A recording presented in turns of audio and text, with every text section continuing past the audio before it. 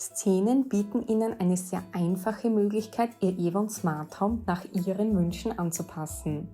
Wie man Szenen erstellt und bedient, zeigen wir Ihnen in diesem Video. Zum Erstellen navigieren Sie in den Bereich Szenen und drücken Sie auf Neue Szene erstellen. Vergeben Sie einen passenden Namen. So behalten Sie auch bei vielen Szenen den Überblick. Die Auswahl des Bereiches ist optional, ermöglicht aber eine direkte Zuordnung zu einem Raum. In unserem Beispiel zeigen wir Ihnen die klassische Haus-Verlassen-Funktion, wenn ich im Eingangsbereich den Lichttaster lange drücke. Dann möchte ich alle Lichter ausschalten.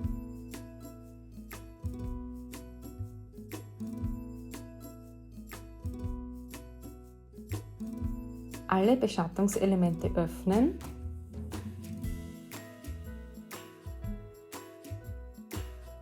und meine Infrarotheizung auf Energiesparen stellen.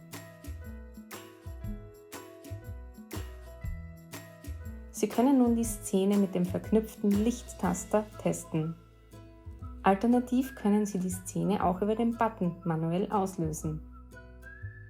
Jetzt sind Sie an der Reihe.